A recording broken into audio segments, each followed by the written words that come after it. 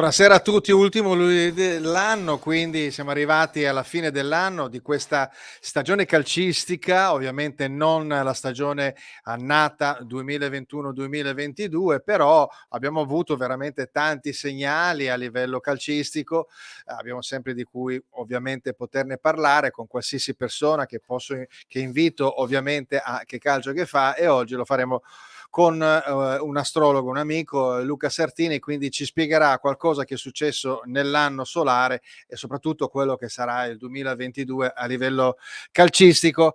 Che calcio che fa? All'inizio devo ovviamente rendere omaggio e fare riferimento alla società ProPhoenix che ci aiuta in questa iniziativa, e quindi mando un piccolissimo spot di 30 secondi.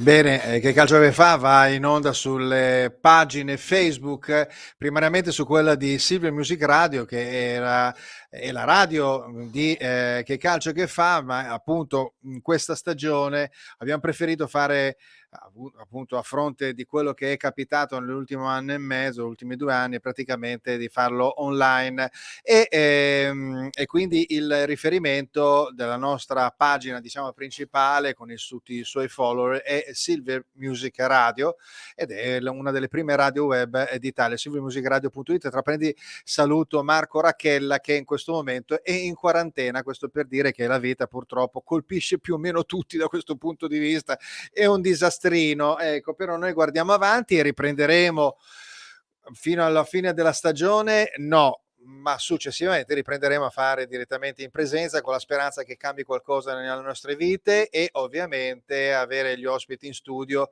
come del resto è stato in studio anche il nostro carissimo Luca Sertini, che invito subito. Eccolo qua, lo vedo, eccolo. Ciao Luca. Buonasera, buonasera caro Fulvio. Allora, incrociamo le dita per il collegamento, perché sappiamo benissimo che è sempre un Sì, tennallotto, ma non solo per te, ma anche per me, perché il mio mouse è molto sensibile, no? È diventato molto sensibile ultimamente, una persona di una certa... diciamo che il nostro collegamento non è virale, non è Omicron, è un collegamento che non si infetta di purtroppo difficoltà, però vabbè, noi siamo tecnologici per quanto basta, mettiamola così. Va bene, ci sta, il minimo esiste, e ovviamente, va bene, adesso facendo una piccola parentesi appunto iniziale di ringraziamento, io faccio anche riferimento alla nostra iniziativa che riguarda la beneficenza, che è questo, conosci Frederick, per la ricerca e la cura della tassia di Frederick, www.ema.it, unisciti alla campagna ogni giorno per Emma, ed è un'associazione che conosco molto, molto, molto bene, e consiglio ovviamente per chi desiderasse sostenere questa associazione molto seria. C'è già qualcuno, c'è già un commento, eccolo qua, Michele Frattini, fiorentino. Ciao Fulvio, buone feste, aggiorniamoci presto, quindi probabilmente ci possiamo collegare per parlare anche un po' di Fiorentina, ma avremo anche il nostro piccola parentesi anche che riguarda ovviamente le altre squadre, non solo quelle della vetta, ma quelle che sono a ridosso, tra cui c'è anche la Fiorentina. Allora, innanzitutto io ho una serie di slide. Tu hai fatto delle ricerche, io penso, delle ricerche dal punto di vista astrologico, Certo. ovviamente, e partirei da un consuntivo di quest'anno per dopo rilanciarci nell'anno successivo, l'anno prossimo, se sei d'accordo, altrimenti decidi tu. D'accordissimo, devo dire che ci avviciniamo a un anno importante, proprio perché il tempio del calcio è pedestre, l'Eupalla è con i piedi, allora si sta entrando in un anno di piedi, perché il piede, dal punto di vista proprio astrologico, appartiene al segno dei pesci. E quindi le squadre che hanno, oltre che giocatori dei pesci, ma che hanno comunque un'indole pescina, sono tendenzialmente delle squadre che giocano bene al calcio, che hanno degli intenditori, che hanno avuto dei momenti di storia molto importanti. Quindi lasciamo un anno mosso, con tante realtà, sia dal punto di vista della fisicità che dell'innovazione del gioco, per entrare probabilmente in una seconda parte d'anno e poi l'anno prossimo in un momento dove la qualità dei giocatori e la qualità delle giocate sarà predominante, quindi sono contento da questo punto di vista. L'altra cosa che dicevo, ti dicevo prima di iniziare è che tendenzialmente si pensa che l'oroscopo sia, come dire, una specie di bilancia che dia a tutti, il che è vero nella visione personale della vita, ma per esempio nel caso delle squadre, le squadre del campionato italiano, cioè le 20 squadre, sono 3 squadre dei Gemelli, 2 della Vergine, 2 dello Scorpione, 5 del Sagittario, 4 del Leone, 3 della Bilancia, 1 del Cancro, 1 del Capricorno e 1 dei Pesci. E non dico quella che è dei Pesci, la più fortunata, perché cioè, mi sembra scontato. L'unica squadra pesci che abbiamo in circolazione è l'Inter, quindi E quella in partiamo già testa alla così. classifica. Vabbè, E non è c'è casualmente intesa la classifica, e oltretutto ecco. ecco, non è anche onestamente io così da osservatore esterno, con l'acquisto di un pesce molto importante come Geco, ho detto subito questo è la ciliegina sulla torta di un anno che sarà importante, molto Allora importante. ti fermo subito un po' perché ci sono tanti punti di riferimento anche trasversali. L'altro giorno hanno intervistato Conte, che Mhm. era l'allenatore dell'Inter dell'anno scorso, che è al Tottenham e ha detto che questa squadra detterà legge per i prossimi 3 anni almeno, per i prossimi anni. Quindi è un periodo pescifero allora, buoni piedi. Sì, c'è da dire questo, che il Leone Conte ha avuto il merito di fare alcune scelte, però l'Ariete, che poi perché l'Inter non è soltanto favorita in un senso, è favorita per tutte e due le parti dell'anno, perché ha l'allenatore Ariete ed è una squadra pesci. L'Ariete sarà il segno subito dopo, cioè della seconda metà dell'anno, quindi Ah, siamo a vabbè, quindi posto. basta, c'è continuità. Vabbè, dico, Non vabbè. tiriamola agli interisti all'Inter, però vuol dire di fondo che l'intelligenza di un allenatore un po' meno motivante alla Della Conte, che è ecco, e dei giocatori secondo me di grandissima qualità, perché se andiamo a vedere reparto per reparto c'è veramente da scegliere in tutti i segni in questo caso, può dire molto. Il problema è solo uno, che certamente ci saranno dei momenti di flessione, non è, nessuna squadra è imbattibile in assoluto e non ha momenti di flessione. L'altro elemento è l'elemento europeo, è chiaro che ci scontriamo con altre corazzate, non è facile, non è che si vince subito perché il destino ci ha fatto nascere in un periodo storico rispetto a un altro, però è vero che l'Inter trova, secondo me, ma soprattutto per i tifosi, perché i tifosi secondo me dovrebbero già ringraziare per le giocate anche individuali. Non so quanto si possa dire della squadra. Io ho delle squadre nel cuore quest'anno un po' particolari, a prescindere dal mio Cioè? Milan.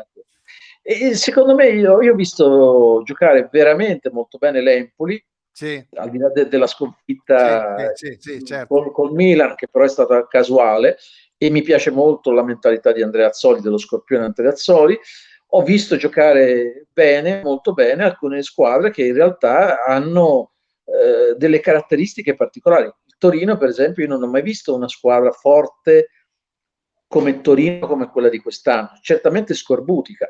Il Verona stesso, cioè ci sono delle squadre che onestamente io mi sono Ok. trovato anche a vedere Spezia Empoli e devo dire che per me era come una Coppa dei Campioni, nel senso che Mi fa facendo molto, guarda, mi fa molto piacere perché io ho un po' il dente avvelenato nei confronti dei detrattori del calcio italiano, quindi effettivamente questo è un piccolo spot nei confronti delle squadre minori o di centroclassifica dove in realtà c'è comunque una battaglia, c'è comunque una voglia di fare campionato che magari non sarà spettacolare al massimo, ma comunque denota, rimarca assolutamente il nostro modo di fare calcio, che è un calcio tattico, difficile, e quindi noi siamo dei maestri di calcio, quindi ricordiamo Dirò che di siamo più, sempre gli altri, no? sì, dirò di più che secondo me non c'è, ognuno guarda con DAZN o con i suoi collegamenti il calcio estero, ma non c'è nessuno che abbia la forza di un Sassuolo, di una Lazio, di un Atalanta. Cioè c'è veramente un campionato di calcio che mostra agli altri una visione complessiva di un modo di ragionare sul calcio. Allora Poi si può fermati perché mi hai parlato di Inter, adesso stiamo entrando nell'argomento calcio certo, italiano. Allora guardiamo un attimo a questo punto per rendere anche un po' più legata al calcio, non solo per ciò certo. che riguarda l'elucubrazione ovviamente zodiacale. No, si è girato Luca, ti sei girato. Come mai? Mi senti? Scusami, ma qua ci sono Perfetto, situazioni. ci siamo. Allora, vediamo un attimo, sposiamo anche la parte, chiamiamola così, tecnica. Tu dici che prima ci sono i pesci, poi c'è l'Ariete di Inzaghi, quindi l'Inter va in tranquillità, però io invece rimarco invece questo fatto che nei primi 2 mesi, fino ai primi di marzo, il calendario è questo: ci sono 14 partite, una è già stata fatta, quella col Torino, ed è stata vinta, però c'è un periodo in cui in 6 giorni c'è Bologna-Inter fuori casa, un Inter-Lazio fastidiosa, una Supercoppa con la Juventus al mercoledì, e poi alla domenica c'è un Atalanta-Inter, quindi non so se mi spiego. In più dopo c'è un Inter-Empoli che, come dici tu, non è una squadra. Allora, quello che voglio dire è che se scollina, ma anche al di là della logica degli astri, se scollina questo periodo storico, poi magari esce anche in Coppa, però non è fondamentale. A livello comunque calcistico della Serie A dovrebbe essere fatta in linea di massima. Ma io sono convinto che l'Inter abbia più giocatori per ruolo, abbia dei giocatori che sono unici come talento e precisione, cioè basta pensare a due assi come Barella e Cialanoglu. Io lo dico da milanista, non c'ho niente contro niente, contro nessuno, però voglio dire, eh, certe giocate, e poi l'insieme, cioè secondo me dei giocatori da Bastoni a tutti gli altri che hanno piedi buoni, che hanno idee di Sì, gioco, che hanno forza e fisicità. Allora è chiaro che il campionato è difficile, ogni partita è una storia a sé, questo lo dicono tutti da certo. sempre, però c'è un discorso di fondo che andare a battere l'Inter vuol dire riuscire a giocare non soltanto di qualità, ma riuscire a frenare, a fermare quello che è un talento quasi in ogni ruolo. Io potrei raccontare le storie di ogni giocatore dal punto di vista astrale, però partendo dal cancro, cioè dal portiere Andanovic, fino a chi vuoi tu, sono tutti giocatori che hanno notevolissime doti, notevolissime capacità. Bene, Certo, diciamolo ai sostenitori interisti che sono sempre i primi ipercritici in questo discorso, e che quindi la squadra è comunque supportata bene. Poi vabbè, ci sarà qualche ricambio a gennaio, probabilmente con qualcuno che non gioca più tanto.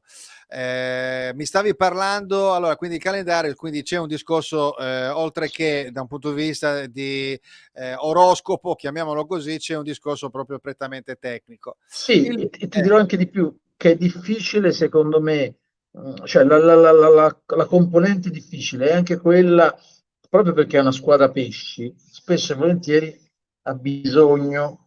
Porca miseria. Ti sei rigirato? Sì, sì, scusami, ma Vai, proprio vai. perché è una squadra pesci, è una squadra che ha determinate situazioni che sono doppie, cioè molto spesso l'Inter ha vinto quando ha avuto un buon spogliatoio. Lo spogliatoio è fondamentale. Io vedendo anche le Eh. immagini di festa, di incontro, di gioia, ritengo che questo sia un anno con un ottimo spogliatoio e con un allenatore come Inzaghi che è un po' come Maestrelli una volta, cioè è un personaggio strano, è un personaggio particolare che ha che mette le persone al loro ruolo e che cerca di esaltare i giovani. Quindi io sono convinto che il problema vero sarà al limite l'Europa, perché nell'Europa troverà delle corazzate che sono altrettanto pesci e sono altrettanto forti. Beh, insomma, Questo è. Però molto più detto forti. sì, però sai, lì è veramente la partita degli episodi. Io vedo che tante volte che noi ci stupiamo di come vadano le cose della vita. E nella vita c'è l'episodio, quindi quando tu trovi uno uguale a te o forte come te, devi cercare di considerare anche il fatto che devi aggiungere un'abilità in più. Quindi l'abilità è di tanti giocatori che devono saper tatticamente mettersi in una certa maniera. Però io sono cautamente ottimista, devo dire onestamente, sono più ottimista nel campionato che nelle sorti dell'Europa, perché per mentalità siamo stati troppo tempo fuori, insomma, non è che Conte È possa. anche una questione di calcolo probabilistico. Vabbè, a questo punto ho la slide, eccola qua la slide che riguarda appunto l'avvento della Champions dal 1992, l'Europa League nel 2009 e la Conference League che è novità di quest'anno.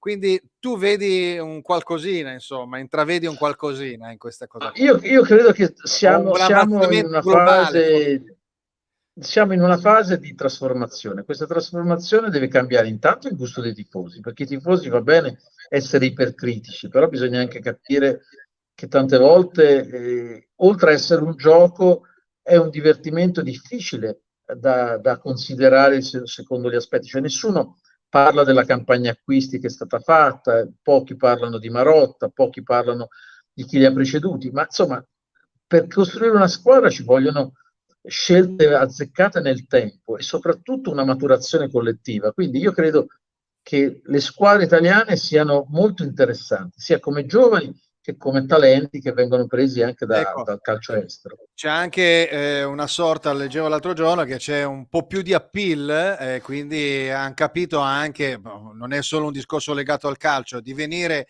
dall'estero a far man bassa dei brand italiani del calcio, come lo è stato negli ultimi 20 anni anche per tutti i brand di altro tipo famosissimi che sono andati in Turchia, sono andati in Cina, eccetera, eccetera. Vediamo un attimo allora a questo punto, l'abbiamo anche un po' accennato al calcio italiano, quindi quest'anno c'è stata la grande vittoria ovviamente dell'Italia europea.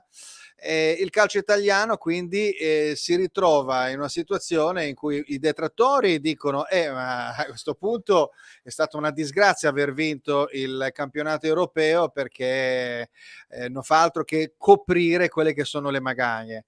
Dall'altra parte chi invece non è detrattore dice beh questo è un punto di partenza, anche perché poi cioè, nella vita si deve vincere, in un ambiente sportivo si vince, quindi qual è il punto di riferimento per tutti? Ti sei girato? Il punto di riferimento per tutti ovviamente è quello che riguarda che riguarda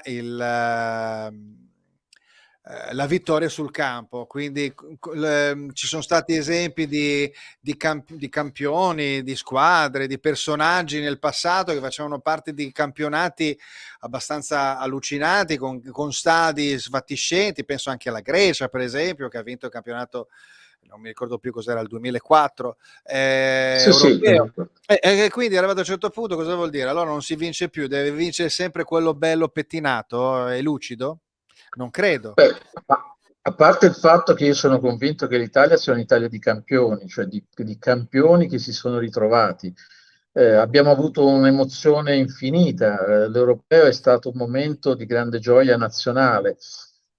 Io credo che la vittoria sia stata meritata, ci sono stati certi dei momenti di fortuna, ma come ci sono stati momenti di sfortuna nelle qualificazioni, perché non è che l'Italia abbia dimenticato tutto. L'entusiasmo di prima ha probabilmente esagerato la valutazione di quello che sarebbe stato il dopo. Io però rimango della mia idea che quello che è stato fatto è stato un anno memorabile, che dobbiamo essere orgogliosi di quanto abbiamo visto, che i giocatori singolarmente sono invidiati e anche come gioco io rimango dell'idea, perché Mancini comunque ha fatto vedere un'Italia a in larghi momenti, in larghi sprazzi, secondo me divertentissima, quindi io rimango dell'idea che quando uno mi regala un sorriso, che sia al cinema o che sia sul campo di calcio, mi va benissimo, non chiedo altro. E poi l'altra cosa che penso è che ci sia il bisogno di stare con i piedi per terra, la palla è rotonda, non è facile continuare in un'ottica di vittoria, cioè devi avere veramente Ecco, un filotto di successi alle Mancini ha spalle che ti... raggiunto, non mi ricordo più, ormai ho perso il conto, 36 partite, quante sono, ha battuto Sì, il sì, record, quasi una quarantina di partite, e quindi dà una dimostrazione comunque di progetto che va avanti. Ragion di più se allora siamo in un campionato con fatiscenti, da stadi fatiscenti, con campioni che non esistono, con un modulo di gioco che è retrogrado, tutto quello che vuoi, però comunque abbiamo battuto tutti i record, quindi qualcosa secondo me sono vale. tutte sciocchezze di Eh, persone invidiose o incapaci di vedere la realtà. Noi siamo una delle nazioni più importanti calcisticamente, abbiamo veramente dei giovani incredibili, perché se uno va a prendere dei giovani dal Bologna, dall'Empoli, dalla stessa Salernitana, dove vuoi trovi elementi molto interessanti. e Quindi, tra parentesi, Mancini stesso parla appunto, saranno i mondiali di Zaniolo e di Scamacca, certo, vuol dire che lui ha già certo, un occhio ben preciso. Speriamo innanzitutto ovviamente di sì. scollinare. Abbiamo qua queste maledette squadre che sono rimaste diciamo all'ultimo, e noi abbiamo appunto prima la Turchia, no la Turchia scusami, prima La Mac- la abbiamo la Macedonia del Macedonia e Nord, poi il la Portogallo. Macedonia del Nord, e poi dopo la vincente tra Turchia e Portogallo. Quindi insomma, da un certo punto di vista noi già cominciamo a cospargerci la testa di cenere, però io credo che anche i portoghesi e i turchi non siano molto contenti. I turchi No, no, incontrano il no, Portogallo di Cristiano assolutamente. Ronaldo e l'Italia che è Però campione d'Europa. bisogna essere onesti. Allora, al di là del fatto che Zaniolo è una realtà europea, se non mondiale, che anche Scamacca è un bravissimo attaccante, deve, secondo me, dimostrare qualcosina in più, come Sì, Raspadori, come giovane. tanti altri. Però il problema è che effettivamente, al di là del fatto che Mancini da buon sagittario sia ottimista, io reputo delle partite alla pari, dove tutto può succedere perché la Turchia è forte, fortissima per certi e anche il Portogallo non scherziamo, voglio dire, basta un giocatore portoghese in una squadra, basterebbe vedere il prima del Milan con Leao e il dopo con questo Leao, non dico quello No, no, che era certo. appena arrivato. Vedi una grande differenza, insomma, c'hanno dei giocatori che sono potenzialmente molto forti, molto Cosa, forti. cosa dicono gli assi riguardo a questo? Allora, riguardo appunto la nazionale. Ti senti di dare Allora, io credo che un'indicazione? siamo una nazionale che alla fine si ritrova proprio nello spogliatoio, quindi certe volte le imprese impossibili diventano possibili. Io credo che sulla carta non siamo i favoriti in assoluto e non lo dico perché non abbiamo vinto, ma perché le altre squadre sono molto attrezzate, cioè hanno sia una componente giovanile interessante, soprattutto il Portogallo, sia il fatto di trovarci di fronte a nazionali che hanno comunque una storia scorbutica. Anche la Turchia non è una squadra da affrontare con leggerezza. Parlavamo prima dell'acquario di Cialanoglu, di Barella, insomma Cialanoglu quando è in giornata, voglio dire, mettila tu la palla. Io sentivo di giocatori all'estero, ma anche in Italia, che dicevano guardate che si discute di tutto, si può parlare di quello che si vuole, però tecnicamente uno come Cialanoglu non c'è negli altri campionati, quindi non ci facciamo la testa prima della rottura, Ok. però sappiamo anche che questi giocatori sono molto bravi, no? Direi, secondo me, sono al top, con tutto il Bene. rispetto per le altre squadre, insomma. Ok, quindi va bene. Allora, vediamo, speriamo bene. Guardiamo qua, questa è una nazionale qua che mentre sta cantando l'inno, effettivamente abbiamo avuto anche alcuni giocatori nel pallone d'oro, che vabbè, lasciamo perdere un'iniziativa. A proposito del pallone d'oro, qual è il tuo pensiero, visto che qua ne abbiamo messi con 7 palloni d'oro? Sono andato a vedermi proprio mezz'ora Io fa pensavo, la lista di tutti i palloni d'oro precedenti, ci sono dei grandissimi campioni, per esempio Platini l'ha certo, vinto 3 volte, Van Basten l'ha vinto 3 volte, credo, o due certo, volte, Rummenigge 2 volte, cioè adesso mi sembra un po' eccessivo, 7 palloni d'oro con 5 di Cristiano Ronaldo, mi sembra che abbiano voluto ricreare un'epopea a livello di tennis e di ping pong per cercare di facilitare forse anche la parte economica dei vari brand e che quindi in qualche modo, sai, è più difficile assolutamente. ogni anno cambiare il pallone d'oro e ripartire da zero, però abbassano la passione, limitano la passione ovviamente del tifoso. Ma uno dei giocatori più interessanti, che fra l'altro dal punto di vista delle stelle è un campionissimo, è Lewandowski. Lewandowski, Esatto. secondo me, aveva il diritto, per tutto quello che ha fatto e per come sta giocando, di avere un riconoscimento di questo tipo. Poi è chiaro che non si discutono i Messi, Ronaldo, chi vuoi tu. Certo, E ovviamente. poi io rimango dell'idea che comunque tante volte sono le nazioni forti che impongono anche dei miti. Beh, hai ragione. C'è anche il discorso, per esempio, del Qatar, no? Messi è andato a giocare nel Paris Saint-Germain, lo sponsor del Qatar, e quindi vabbè, uno fa uno più Assolutamente. uno, due, poi magari non è vero, però insomma, senti, No, no.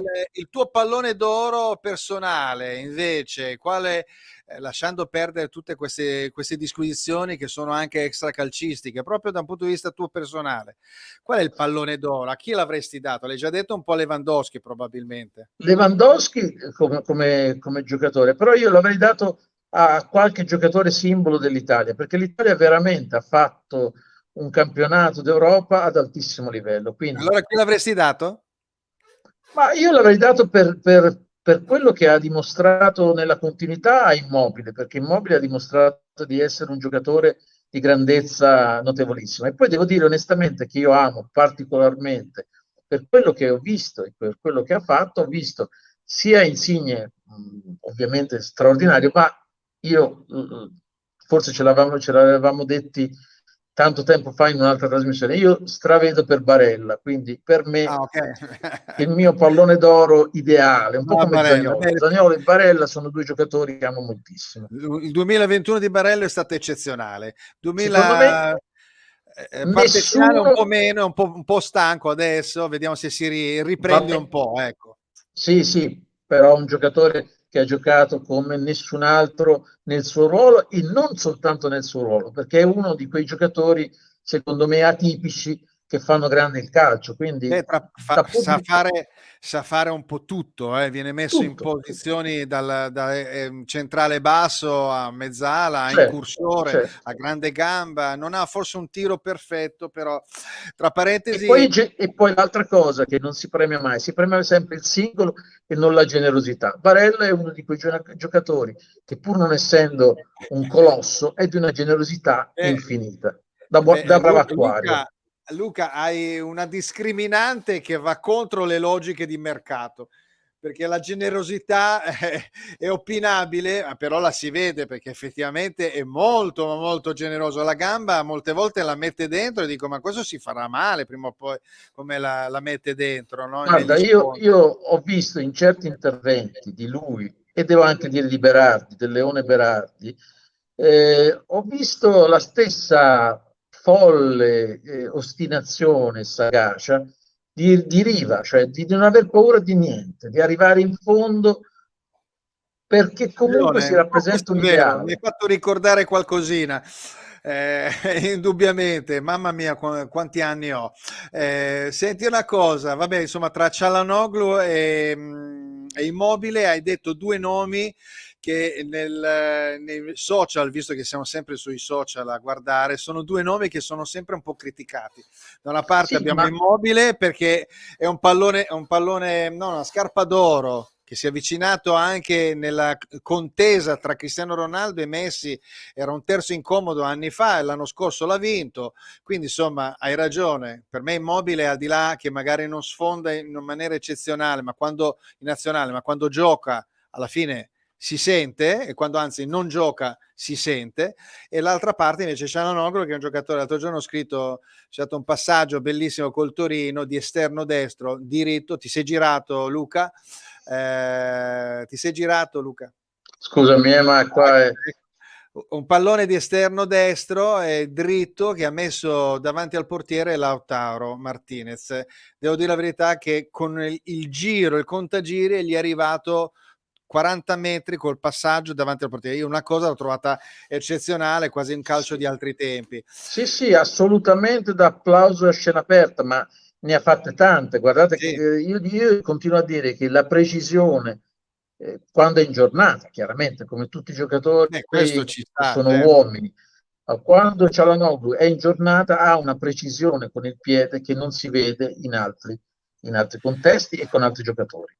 Va bene, allora siamo arrivati alla prima mezz'ora. Dopo, noi di solito dopo una mezz'ora abbiamo una piccola finestrella. Apriamo la finestrella, sai che io presento libri, li presento al martedì con Equilibri, rassegna di sport, salute e benessere, e al diretta libro al giovedì sempre alle ore 17 con autori vari.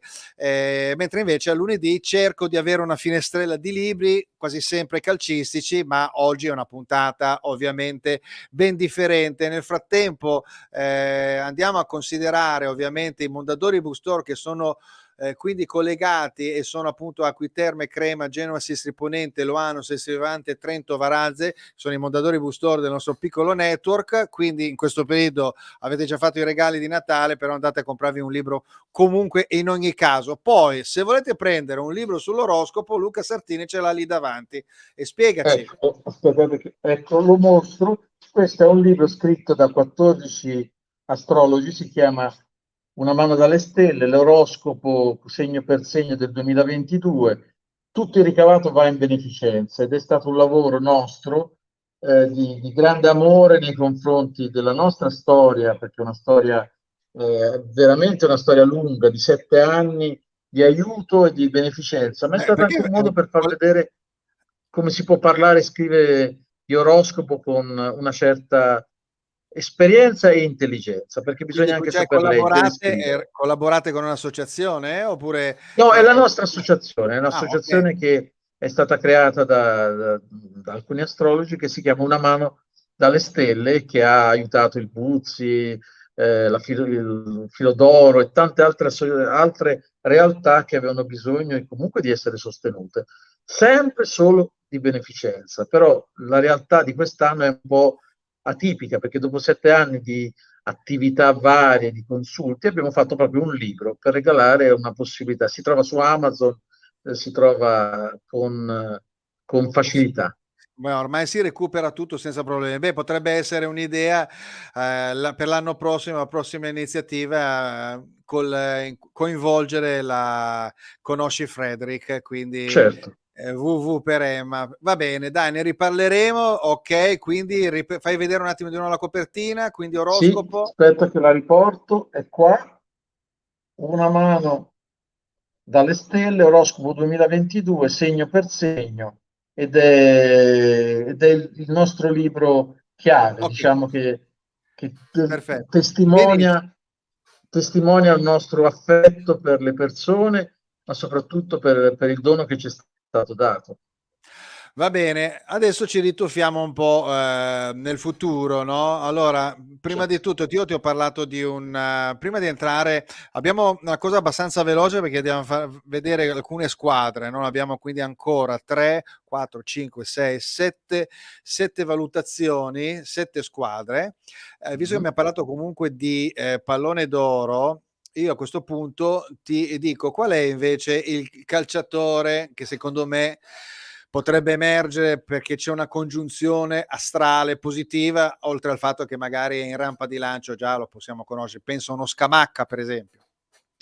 Scamacca sicuramente è fra i più interessanti, però io rimango dell'idea, proprio perché è un anno di segni d'acqua, è l'anno di Zaniolo. Zaniolo ha due cose che sono importanti, cioè come dicevo prima, spesso e volentieri nell'astrologia c'è il talento del piede, che è tipicamente d'acqua o d'aria, come l'acquario, come Romario, come i grandissimi, e il fisico. Il fisico è l'ariete, lo scorpione, Sì. è il leone, sono i Rivera, sono i Riva e via discorrendo. Allora, secondo me, Zaniolo è uno dei giovani più interessanti di questo momento. Io credo che sia un giovane molto interessante. Poi devo dire, che anche il Milan come l'Inter hanno dei giovani di grandissimo talento che sono da grande ribalta. Questo Ok. soprattutto devo dire, io non voglio fare quello che è sovranista, però abbiamo giovani italiani molto interessanti e abbiamo anche stranieri molto interessanti, insomma, questo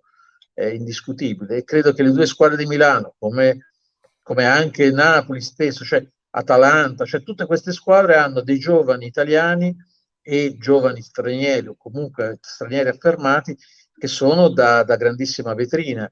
Poi io rimango dell'idea che leggevo la formazione, come dicevo prima, delle squadre cosiddette minori e ci sono dei giocatori che a me piacciono tantissimo. Anche il Bologna stesso, che ha 3-4 giocatori che secondo me sono veramente, a parte di Arnautovic, che è l'ariete che darà poi la testata finale, però devo dire ci sono dei giocatori di grandissima qualità, di grandissima qualità. Quindi Va bene, quindi questo è lo staremo a vedere, insomma, è un discorso in generale positivo sia sui talenti sia ovviamente sul nostro movimento sportivo. assolutamente, A livello di assolutamente. squadra di calcio, abbiamo parlato di un calciatore, diciamo, per l'anno prossimo. A livello di una squadra di calcio, qua abbiamo una squadra di calcio, questi qua sono i disegnetti che devono essere colorati dai bambini, ma la squadra di calcio, cosa coloro, che colori metto in questo disegno in bianco e nero che deve Ma essere colorato? a me farebbe Per te, piacere che ci fosse anche il disegno ti sei girato? Scusami, scusami, ma mi stanno... Ti dicevo, a Sì, me farebbe molto piacere che ci fossero i colori anche miei del cuore, cioè i rossoneri, però io metterei l'azzurro. L'azzurro e il nero che comunque lega le due squadre milanesi e anche il Napoli che è una bellissima realtà. Non ci dimentichiamo che veramente abbiamo delle realtà che sono fondamentali nel nostro ok. campionato. Va bene, allora vabbè, tu insomma sei un po' ecumenico in questo, hai messo un po' di Sì, nerazzurro, un sì, po' di rosso devo dire, nero. ecco, prima non mi veniva un nome, ecco, un nome che mi piace molto di giocatore, che è un giocatore, fra l'altro, di una squadra scorpionica, quindi non facile, è Maggiore. Maggiore e Manai sono due giocatori che mi piacciono molto. Bene, E come mi piaceva, devo dire, un altro pesce che se n'è andato dall'Inter, che è Candreva, che sta facendo forte bene. la Sampdoria, insomma, non è Sta che è un... facendo una parte, diciamo, una fase un po' finale della sua carriera, la sta facendo Certo, bene. Sì, sì, sì, è un giocatore poi veramente che corre per quattro. Senti, allora adesso a questo punto qua ci ricaliamo sulle altre realtà. Hai parlato del Milan, vorresti mettere il Milan, ma a questo punto qua io ti metto il Milan con i prossimi impegni. Abbiamo già un 2-4 del Milan a Empoli, però dopo c'è un Milan-Roma, un Venezia-Milan, un Milan-Genoa e poi dopo tutte le altre, poi c'è un Milan-Juventus, poi c'è una pausa della nazionale, ci saranno anche la Coppa d'Africa e le certo. nazionali, quindi soprattutto per l'Inter, perché dopo la fine ritornano i nazionali e c'è subito il 6 febbraio c'è il derby che dovrebbe Certo. dare in qualche modo un po' una svolta. Poi c'è un Sampdoria, una Salernitana, un Udinese e poi c'è Napoli-Milan un mese dopo, 6 marzo, che dovrebbe regolare in qualche modo i conti nelle prime posizioni in qualche Sì, situazione. Ti dico la verità, che il Milan incontra in questo periodo 11, fa 11 partite, l'Inter ne fa ben 14 e l'Atalanta e il Napoli ne fanno 13, quindi il Milan se riesce a recuperare un po' di giocatori e fa un filotto decente sta attaccato fino all'ultimo all'Inter. sì, c'è un punto sostanziale. Il Milan non ha i ricambi dell'Inter, ha degli ottimi giocatori, ha fatto vedere un bellissimo calcio, deve merito di Pioli e della squadra. Ha dei giocatori purtroppo che non potranno fare il campionato perché si sono fatti male, altri che sono secondo me stanchi dopo un campionato molto avvincente. Io credo che il Milan sia da valutare come una squadra giovanile, nel senso che ha degli ottimi giocatori, però se non riesce ad avere quell'intensità che ha avuto in quest'anno, difficilmente potrà replicare applicare quello che ha fatto. Quindi io, certo, è fra le prime, su questo non ci piove, però è fra le prime come mentalità, cioè se riesce realmente a imporre quello che è stato un po' il suo trend iniziale, cioè la fisicità, il controllo comune e la forza di stare insieme come gruppo. Quindi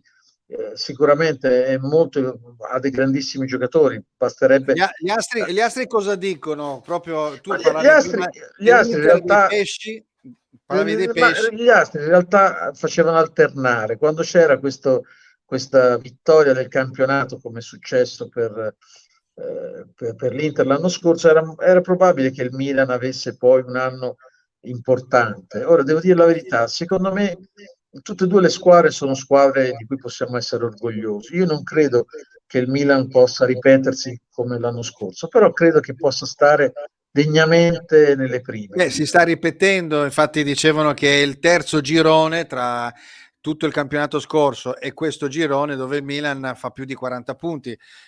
Se pensiamo che 2 anni fa, o 3 anni fa, 4 anni fa, ma questo è un po' in generale anche per l'Inter, che prima dell'avvento di Steven Zhang, della famiglia dei Suning, arrivato a un certo punto ha avuto uno tsunami a livello societario, che quindi va a riflettersi ovviamente anche a livello Sì, ecco, sportivo. su questo ci sarebbe da fare un campionato nel campionato, perché se andiamo a vedere le realtà societarie, squadra per squadra, ci sarebbe molto da dire, compreso anche il Milan stesso, cioè quanto si investe, com'è lo sviluppo nel tempo, però credo di fondo che ci siano, intanto ci sono giocatori in prestito interessantissimi, basterebbe il prestito al Torino di questo cancro meraviglioso che è come si chiama, ora non mi viene il nome, ma insomma di Bremer, questo giocatore del 99, lo stopper, giovanissimo. lo stopper? Pobega, sì, Pobega, non mi Ah, veniva il nome. Pobega, sì, sì. Sì, che è proprio del Milan, ma tante realtà che potrebbero ritornare anche a Milano con molta forza. Anche lo stesso Aughe, che purtroppo è stato dato in prestito con l'eventualità del riscatto a Francoforte, era uno di quei giocatori da osservare. Cioè, certe volte noi non consideriamo che dobbiamo sempre avere un risultato immediato e quindi le squadre forti cercano il campione, non dico affermato, ma che abbia una certa maturità. In realtà Però queste 2 annate sono state annate di giovani, di una messe di giovani incredibili, di una forza incredibile, perché se li contiamo squadra per squadra, sono incredibili gli italiani con le loro... beh, i detrattori dicono che non abbiamo vivaio. Comunque, Sì. andiamo Noi avanti. abbiamo dei grandissimi vivai, il problema è che ovviamente abbiamo anche delle esigenze che sono esigenze di cartello. Eh beh, I certo. soldi, mancano i soldi, Eh, perché se tu hai i soldi, a parte il fatto che poi, scusami, io adesso apro una parentesi perché questa cosa qua mi fa imbestialire, la Premiership, no? Arrivano magari con le squadre di club e con la nazionale invece vengono stampati a casa loro dall'Italia quest'anno e l'unica vittoria che hanno avuto è stata nel 1966 a casa loro con un gol fantasma.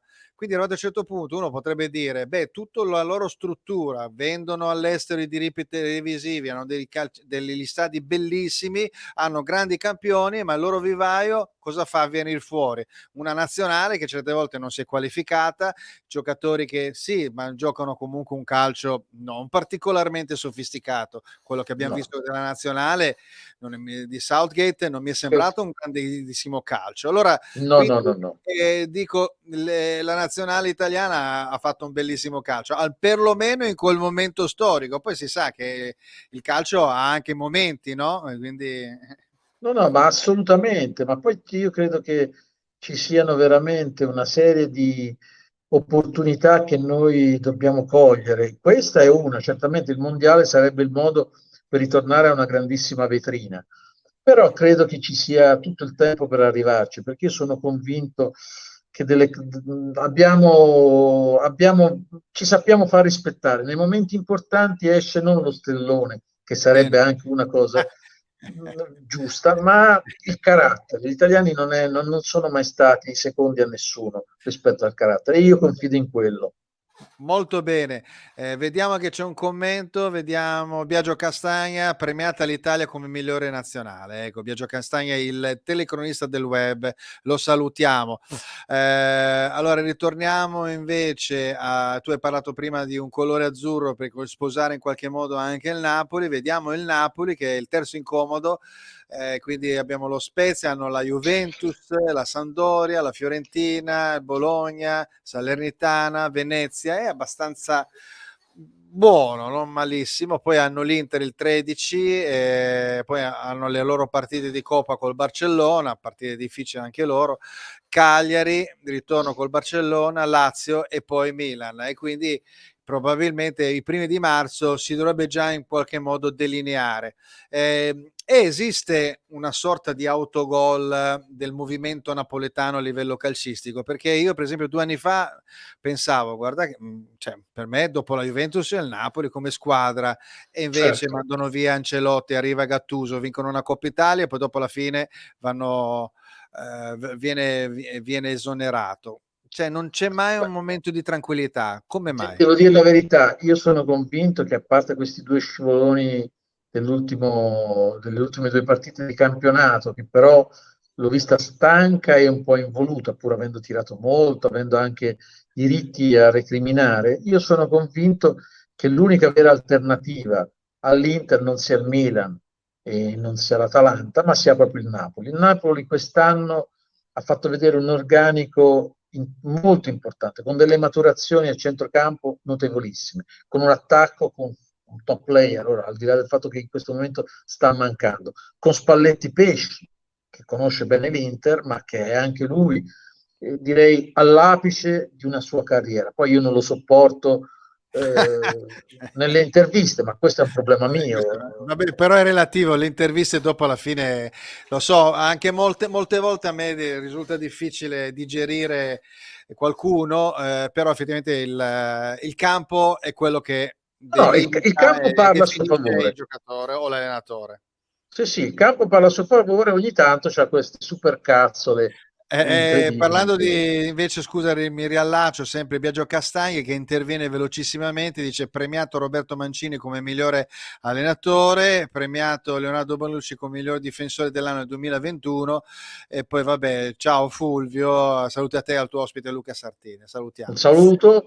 Eh, Bonucci ha avuto momenti, anche lui un po' è stato l'albero di Natale, qualche momento in cui si è spenta la lampadina, da bravo toro, però è sempre ha un'idea dello spazio, del tempo, del ruolo, del lancio, che continua a essere, però ovviamente non possiamo considerare una scoperta o un calciatore su cui puntare nei prossimi X anni. No, beh, Ormai ovviamente, come tipologia di gioco magari si può trovare uno, magari riuscire a trovarne certo, uno che sappia organizzare da dietro, perché indubbiamente in questo è bravo, magari un po' più forte da un punto di vista della marcatura, però sarebbe allora un giocatore eccezionale. sì, E comunque assolutamente. Bonucci ha fatto il suo. Andiamo a vedere l'Atalanta, che è la quarta, è una squadra un po' strana quest'anno, però comunque ha allungato nell'ultimo periodo e si è fatta di nuovo viva, quindi abbiamo col Genoa, c'è stata la partita col Genoa, poi dopo hanno pareggiato, poi c'è il Torino in casa, l'Udinese, Venezia, poi l'Inter il 16 gennaio, subito qua con l'Atalanta a seguire, poi hanno il Cagliari, hanno la Juventus e loro hanno 3 partite tra l'Inter, la Lazio e la Juventus molto ravvicinate prima dell'Atalanta Olympiacos, dell'Europa League, poi c'è la Fiorentina che è un brutto ospite, no ospite, andare a giocare a Firenze non è facilissimo, il ritorno all'Olympiacos e poi hanno la Sampdoria e la Roma fuori casa. Insomma, mi sembra abbastanza. Il mio Sì, calendario per adesso è quello del Milan, sì, guardando un po' c'è da dire una cosa, che allora, abbiamo parlato dei segni, l'Inter è Pesci, il Milan è Sagittario, il Napoli è Leone, la Dea che bilancia ha un allenatore molto particolare, cioè sicuramente si deve tantissimo a Gasperini per i giovani e per quello che lui ha portato in Europa, però ogni tanto è un po' come era Sacchi prima maniera, che quando trovava qualcuno che faceva ombra, insomma, non era idilliaca la situazione. Allora, io credo che Gasperini abbia un'unica macchia, che è il Papu Gomez, che è andato via come se avesse rubato non il panettone, la cassaforte di Però lì famiglia. non sappiamo bene come sono state le cose No, perché no, no, no, sicuramente avrà fatto anche bene, si sarà comportato male, avrà avuto degli atteggiamenti molto particolari, però certe volte io credo che un allenatore molto forte e non permaloso, cosa che non è, perché io conosco la carta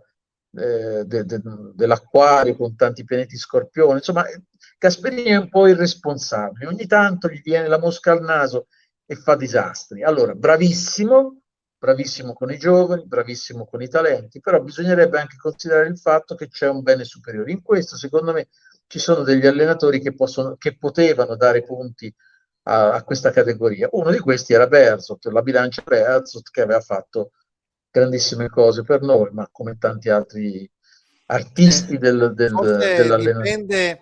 Molte volte io mi ricordo quando arrivò a Bergamo, Gasperini perse le prime 4-5 partite. Certo, certo. Poi fece piazza pulita degli anziani, mi ricordo Sì, Stendardo, Denis, sì, basta, sì, prese i suoi giovani, lui è abituato anche a lavorare con i giovani, no? sì, Quindi, sì, sì, sì. e quindi arrivato a un certo punto lui deve comandare, questo è il discorso volente o nolente. Papu Gomez evidentemente era anche un giocatore di un certo livello e magari pretendeva, e la cosa peggiore per un allenatore è avere uno che gli rompe un po' le scatole. Sì, sì, sì, poi era unito a Ilicic perché tutti e due parlavano la stessa lingua, non solo con Eh i sì, piedi, ma anche... calcisticamente indubbiamente, sì, sì, è vero, è vero.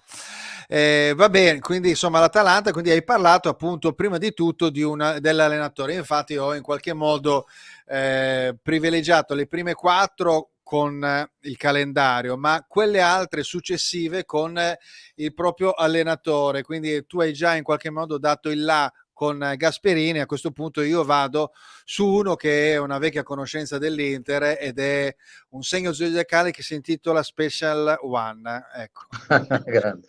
Beh, io credo che sia un ritorno particolare, bisognerebbe ragionare sul discorso del marketing.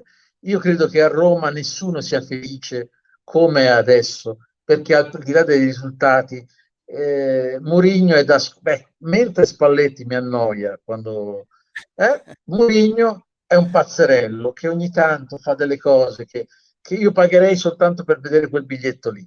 Quindi io non lo so, io non credo che come le squadre, anche gli allenatori siano in caduta. Lui è un allenatore che ha delle idee Che, interessanti, che ha avuto un sai il momento segno? magico. Sai il segno di Sì, sì, è Mourinho? è un acquario che ha Ah, già è delle vero, posizioni gennaio. strane. Sì, sì, esatto. Sì, sì, 26, è un credo, acquario, è proprio 23 una gennaio. cuspide acquariana, però il concetto è che al di là del suo segno, è proprio una persona che indubbiamente ha avuto un momento magico, come capita nella vita. Probabilmente ne ha avute più di uno e ne può avere ancora, però è in una fase, secondo me, dal punto di vista proprio da allenatore, un po' in caduta. Io non Sì. vedo grandi idee nel suo modo di giocare, però Ma questa è una mia... sai Luca, è un ragionamento che stavo facendo per esempio con Conte. Conte è andato, ha preso il Tottenham in corsa, lo sta un po' rimettendo a posto perché c'era il caos dopo Certo. Mourinho, poi non mi ricordo chi è che era venuto, mi sfugge il nome di quello che era Sì, sì, sì. venuto, vabbè adesso è quello Sì, ho argentino, poi capito. vabbè. Insomma, è arrivato lui, quindi ha messo a posto un po' le cose e sono diventati matti. Già i tifosi lo inneggiano perché lui ha un metodo, probabilmente un metodo che dura 2 anni, perché dopo si brucia all'interno, però raggiunge il risultato. Per una società che è anche indebitata e che quindi fa vedere i talenti e che quindi fa un po' di piazza pulita, eccetera, eccetera, in più raggiunge il merito sportivo, raggiunge quindi l'obiettivo, è importantissimo avere un allenatore di questo tipo. Mourinho nel periodo, nel 20 anni precedenti, dal Porto all'Inter, al Chelsea, al Manchester United, ha già dato, perché è una visione Certo. di calcio, probabilmente come dici tu, che è un po', cioè sa di calcio, individua, poi magari quest'anno è anche un momento di transizione, no? Ovviamente è Certo, arrivato alla certo. Roma dopo un caos mica da ridere, quindi è Sì, vero quello che dici. devo dire che per me è diventato più un commentatore di calcio, cioè un appassionato di calcio, un po' come quando Sacchi diceva non ho più quegli stimoli per stare in panchina. Ecco, io sono convinto che lui abbia ancora stimoli perché c'è, lo vedo scatenato, però non abbia, Sì, a io meno sono convinto grinta, che a c'è meno rabbia, perché forse prima aveva meno più, rabbia, ha la più- pancia piena e secondo me ci sono tanti allenatori che sono con delle idee in più. Io sono convinto di questo. Beh, certo, infatti, vabbè, infatti quello che stavamo appunto dicendo, qua si inserisce sempre Biagio perché ci sta seguendo, queste assenze in casa Napoli causa infortuni e Covid hanno fatto rallentare la corsa scudetto, adesso dovranno fare attenzione a un ritorno da dietro della Juventus che affronterà il rientro il 6 gennaio, dopo parleremo anche della Juventus. Riallacciandoci al discorso dei migliori a livello europeo, migliore portiere dell'anno Gianluigi Donnarumma, miglior attaccante Robert Lewandowski, miglior giocatore dell'anno Mbappé. Va bene, allora andiamo Vabbè. avanti con gli altri personaggi. Abbiamo dall'altra parte, dall'altra sponda, Maurizio Sarri che si ritrova una Lazio ovviamente in stile Lotito, dove non sono stati presi determinati giocatori. Deve riuscire a fare quello che riesce a fare. C'è un po' di maretta da quello che ho capito nell'ambiente e lui non riesce a imporre il proprio gioco. Mi sembra un periodo un po' difficilotto per Sarri perché la Juventus non è riuscito a imporre niente perché c'era CR7 quindi era il Certo. CR7 dipendente, poi ha avuto un anno sabbatico e adesso ha una patata bollente che è la Sì, Lazio. c'è da dire una cosa, un po' come l'Inter, che è squadra pesci particolare, che ha avuto anche allenatori di grandissimo carisma con tanti pianeti in pesci. E il caso di Sarri è eccezionale perché lui è Capricorno e allena una squadra Capricorno come la Lazio e quindi ha lo spirito della piazza, lo spirito della squadra. Il problema è che è una squadra molto litigiosa come è nella tradizione della Lazio. La Lazio, io mi ricordo quando si parlava di Wilson e degli altri, cioè andavano con la pistola nello spogliatoio. Ma al di là di quello, io sono convinto che possa dimostrare alcune cose nel tempo. Quindi la scelta di Lotito, che è un toro e che è furbo, è quella di avere un allenatore che possa intanto probabilmente togliere delle castagne dal fuoco, perché ci sono dei giocatori molto bravi che però sono condannati all'esclusione se non all'andarsene dalla Lazio e non era facile farlo digerire al pubblico. E poi c'ha dei giocatori che sono, secondo me, molto valorizzati. C'è, secondo me, il fatto che lui ha cercato anche delle garanzie, no?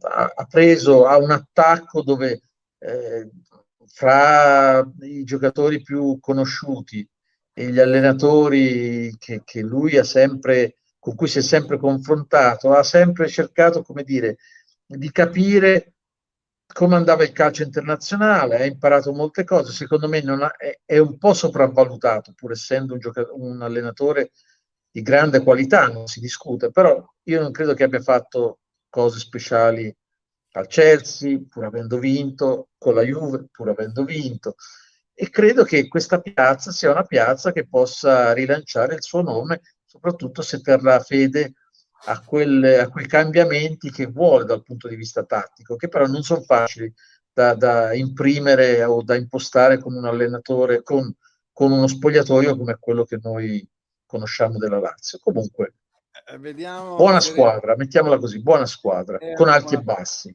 Con alti e bassi, perché poi dopo a livello di classifica, adesso purtroppo una classifica che manda in piccolo, vediamo se si riesce a vedere in qualche modo, la Lazio è a 31 punti ed è ottava, a 31 punti con la Roma a 32, quindi a un punto dalla Roma e poi c'è la Fiorentina che si è un po' inserita e la Juventus che ha scalato con un filotto ed è arrivata già al quinto posto 34 e secondo me la Juve ritorna in auge, potrebbe anche tentare di arrivare al terzo posto se non anche qualcosa di più se si fortifica e allora a questo punto io ti mando la slide, quest'uomo quindi ce la farà con Ma ovviamente l'organico che ha dietro, sta cercando in qualche modo di raccapezzarsi, soprattutto con un centrocampo molto cioè non organico, un centrocampo spurio, chiamiamolo così, perché non c'è un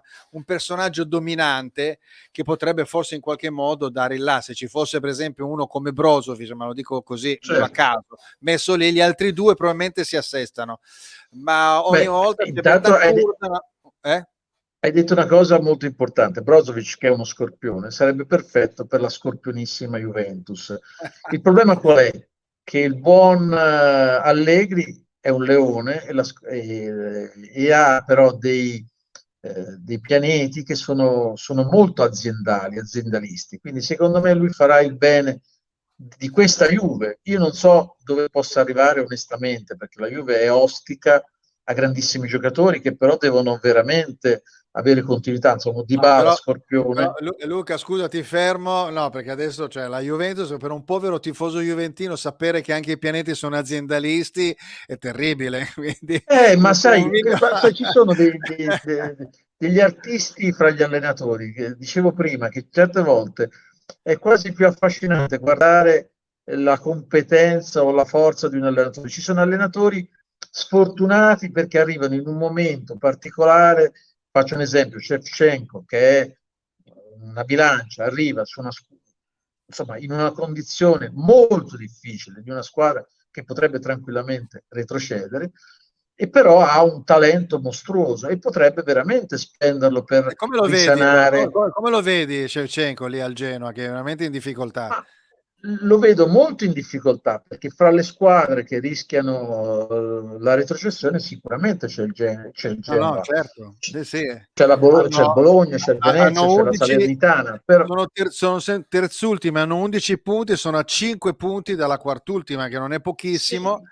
sì, Poi hanno il Cagliari a 10 e poi c'è la Salernitana che già ormai a 8, secondo me non c'è la fame, sai, anche perché sai poi forse la che eliminano. cosa è? Che in campo non ci va l'allenatore. In questo caso, secondo me, l'allenatore rappresenta veramente una grande attu per il Genoa, però forse è arrivato in un momento talmente disgraziato che non è facilissimo risollevare questa situazione. Ok, scusa, Mentre il discorso di Allegri è che ti Allegri ho interrotto, sì, scusami, prego. è proprio è un allenatore che ha lo spirito, il modo di ragionare, il modo di affrontare le cose con alcuni pianeti molto forti, inquadrature in Scorpione, che è tipico della Juve, cioè scorbutico, vuole il risultato a tutti i costi, non gli interessa più di tanto il gioco, ti mette fuori e ti utilizza con un timing tutto suo. Insomma, è un allenatore, secondo me, che rispecchia un po' la mentalità della Juve, che è una grande squadra, non si discute. Ora non è che la Adesso in questo scopriamo. momento qua devi fare una sorta, diciamo, di repulisti, prendere delle decisioni ben precise, anche perché poi ci sono logiche economiche, quindi ci sono dei giocatori che devono essere più valorizzati perché magari li devono vendere, hanno dei parametri zero su cui devono capitalizzare, come Ramsey e Rabiot, li hanno presi prima che non avevano soldi, adesso devono recuperare. Purtroppo è un Sì, momento storico difficile da questo punto di vista. senza ombra di dubbio. Io comunque terrei Rabiot, che è un ariete per il prossimo campionato. Devo dire che fra tutti quelli da mandare via starei attento. E Ma l'altra con cosa, Rabiot. c'è Keane, Pesci, che potrebbe fare, a me personalmente non mi entusiasma come testa, non come giocatore, che è un giocatore di talento mostruoso di piedi, buon Pesci. Però Keane è uno di quei giocatori molto difficili, indisponenti, un po' alla vecchia E ci Balotelli, vuole. pur. Ci vogliono quei giocatori anche di gamba, no? E Giocatori, no? certo, Quindi assolutamente. va bene, quindi abbiamo parlato di Allegri e che quindi sta poco a poco risalendo la china. Abbiamo un giocatore un allenatore che invece ha un po' sorpreso, lo si era visto l'anno scorso, ovviamente con lo Spezia, ma lo vediamo. Qua abbiamo Vincenzo Italiano che è appunto allenatore della Fiorentina e vediamo una squadra che sa giocare bene con i giocatori che ha, con una certa grinta e soprattutto un certo ritmo. E Eh, cosa in dici? questo, per esempio, c'è una strana cosa, perché la Fiorentina dovrebbe essere la squadra che ha meno favori del destino, perché è una squadra vergine, ce ne sono due, ma insomma, intendiamola così, è l'opposto dell'Inter, mettiamola così. L'allenatore è un Sagittario, però c'è una cosa particolare, che quando tu hai Giove, questo per un fatto tecnico, a favore o contro, a seconda di come si muove il contesto, quindi la squadra, può essere un'annata spettacolare. Io penso che Italiano sia uno di quegli allenatori, fra l'altro votatissimo al calcio, cioè io credo che mangi pane e calcio da mattina a sera, cioè ci sono degli allenatori che sono altro che Mazzone, questi qui sono incredibili e questo è. E credo che al di là di Vlahovic, che è un talento mostruoso che andrebbe bene in qualunque squadra, in qualunque tempo, perché proprio ha la voglia di fare, di fare, di fare fino all'infinito. Io credo che Italiano sia una delle scoperte vincenti, perché è stato in una squadra difficile da costruire, scorpionica, è passato a una squadra vergine e ha improntato alla stessa maniera le sue idee calcistiche, vincendo in tutte e due le realtà, perché la Fiorentina gioca bene, insomma, non possiamo dire che giochi male, tutt'altro, ha delle realtà che non si erano mai viste a Firenze, un centrocampo, in L'ultimo certi momenti, una periodo difesa così. è stato un po' un problema l'ultimo periodo, diciamo che aveva fatto bene Pioli, per Sì, esempio, poi è cambiato un po' tutto, insomma, con la sì, nuova... però io rimango dell'idea che ci sono delle squadre che hanno uno spirito particolare. Allora, la città di Firenze è una città ariete, che ama la battaglia, un po' come il Toro, no? Il quarto d'ora del Toro, che è sagittario, ma vuole arrivare alla fine portando a casa il cuore. O anche Napoli, che però ha sempre una punta di nostalgia, questo leone, no? È come se fosse il grande decaduto. Ecco, io credo che certe squadre abbiano bisogno di certi allenatori. Italiano è giusto per la Fiorentina, senza ombra di dubbio, è l'allenatore giusto per una piazza difficile, piazza arrabbiatissima, piazza di tifosi che basta andare in Toscana e mettere la radio loro, non so, mi ricordo se è Radio Bruno, come si chiama, è un peana di Però, guerra da mattina a però sera, insomma. adesso al di là delle considerazioni che abbiamo sulle varie squadre di calcio, che ci intendiamo noi di calcio ovviamente, e le tue considerazioni a livello astrologico sono perfette, devo dire la verità che effettivamente se tu vai a vedere, ti sei girato Luca, devo dire la verità che in fin dei conti le squadre di calcio riflettono anche una tifoseria, riflettono un territorio ben preciso, cioè abbiamo una pragmatica e nobile Juventus, abbiamo un Torino che, con i fasti del passato, abbiamo la Fiorentina, come dici tu, abituati alla pugna perché insomma lì dovevano combattere, no? Nel 400, nel 500, abbiamo Roma, no? Che quindi è sanguigna, abbiamo i napoletani che è una città fantastica, una nobile decaduta che è una città meravigliosa, cioè tutto un po' così, ripetiamo proprio questo da questo punto di vista, questo discorso che va legato appunto al territorio. Parliamo di Milano, parliamo quindi anche di Inter e di Milan, dove siamo il mix, no? Visto che siamo stati dominati, abbiamo a livello artistico Milano, per esempio, ha tutte le fasce artistiche possibili e immaginabili, e quindi anche il mix di arte e di passaggi nei vari secoli hanno creato comunque squadre internazionali, l'Inter e il Milan. L'Inter per il Certo. nome ovviamente e il Milan ancora di più per il discorso delle coppe vinte. Quindi veramente questo patrimonio deve essere mantenuto, è un patrimonio di persone, è un patrimonio di passato, è un patrimonio ovviamente di futuro. Parlando del momento storico, staccandoci e concludendo la trasmissione, volevo da te invece una visione veloce, da questo punto di vista che non possiamo fare più di tanto, sul momento storico che l'uomo sta attraversando e che a livello proprio di speranza, ma anche di astri, attraverserà nel 2002. Cosa ci dobbiamo aspettare? Ma io penso questo, che al di là delle difficoltà che sappiamo sostanziali, perché comunque le mutazioni, i virus, purtroppo ci stanno accompagnando e dobbiamo avere l'intelligenza di mantenere un certo stile, un certo costume, deve entrare nel nostro DNA. Io credo che sia invece una fase molto, molto importante, perché dal punto di vista generale potrebbe esserci un rinnovamento, io lo chiamo rinascimento un rinascimento italiano, perché l'Italia ha tutto per poter dimostrare al mondo i propri valori. Noi parlavamo prima di Milano, ma basterebbe pensare a tutto quello che è stato fatto negli ultimi 5-7 anni, cioè noi abbiamo registi, abbiamo la Scala, abbiamo di tutto, cioè è difficile dire un campo in cui non c'è stata la nostra partecipazione. Il problema è solo uno, che investiamo troppo poco in cultura. La cultura Oh. e il turismo dovrebbero diventare il traino dell'Italia tutta. Poi è chiaro che abbiamo anche altre componenti, però la cultura, un soldino speso in cultura può veramente produrre occupazione, bellezza e quant'altro. Quindi io sono convinto che questo anno, che è un anno molto particolare, perché affrontiamo due aspetti, un aspetto che potrebbe anche essere lancinante, cioè un'eventuale possibile crisi economica, no?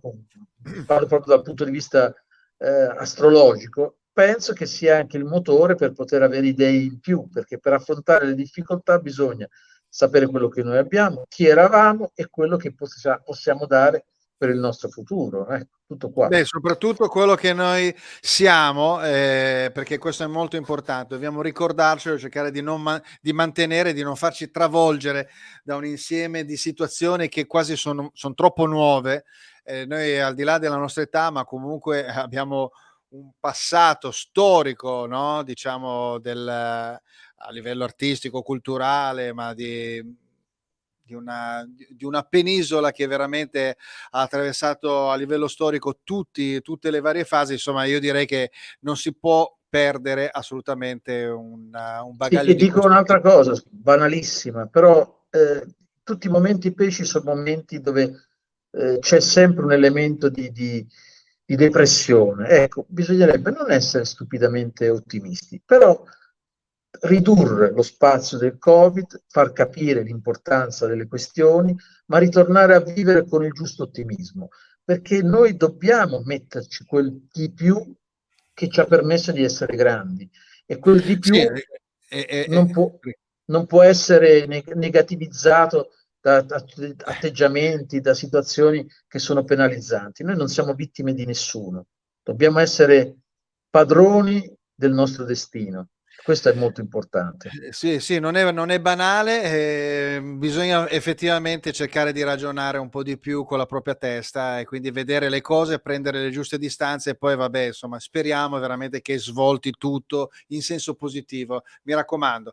Va bene, Luca, ti abbraccio, grazie per aver partecipato alla trasmissione, grazie. Grazie a te. Dico solo un'ultima cosa Dimmi. calcistica, ricordate l'Udinese, tenetela perché l'Udinese farà vedere un bel calcio e la Salernitana, che verrà retrocessa, ha però 5 giocatori dell'Ariete, che vuol dire come un piccolo seme che è caduto nel deserto che poi rifiorirà. Quindi ritroveremo poi dalla B probabilmente una bella Salernitana, quindi non dobbiamo essere Beh, tristi per nessuno.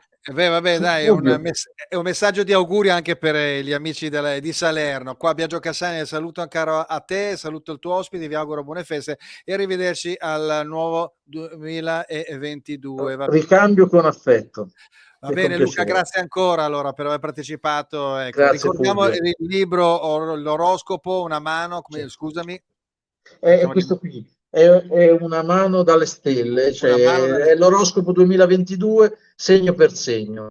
E siamo Perfetto, noi, 14 oroscopi, insomma, persone che fanno da sempre, professionisti, ok. questo lavoro e che fanno vedere il loro amore per gli altri e per se stessi, Va bene. per la nostra materia, insomma. Tutto qua. Luca, tanti auguri, grazie per aver partecipato. Buon Grazie davvero a te. 2022. Alla prossima. Ciao, grazie. Grazie. Ciao, ciao, ciao, ciao. Vabbè, insomma, è sempre molto carino il nostro ospite Luca Sartini con le sue divagazioni, ovviamente da astrologiche, riesce a in qualche modo a compenetrare due mondi che sono quelli delle stelle, ma anche quelli delle stelle calcistiche e quindi a dare delle considerazioni che sono differenti dalle opinioni e quindi questo è molto molto importante. Poi le opinioni ce le abbiamo più o meno tutti, insomma, staremo a vedere quindi quelli che saranno i risvolti calcistici del prossimo anno, quindi a un grande rilancio del calcio italiano, dei giovani, l'Inter in teoria dovrebbe fare un po' terra bruciata, però ci sono delle buone soddisfazioni anche con le altre squadre, anche in campo europeo. Questo insomma è il pensiero astrologico che è venuto fuori con Luca Sartini, e in ultimo anche la Salernitana, che è deputata probabilmente a retrocedere, comunque ha dei buoni punti di partenza per eventualmente risalire e fare un bel campionato l'anno prossimo. Poi magari non è detto, ragazzi. Va bene, siamo arrivati alla fine ovviamente di Che Calcio Che Fa, l'ultima puntata. Vi auguro di nuovo buone feste. Prima la settimana scorsa con Gigi Farelli vi ho augurato ovviamente buon Natale, vi auguro buon anno, tante cose, un 2022 calcistico fenomenale, e viva soprattutto il calcio italiano. Buona serata a tutti.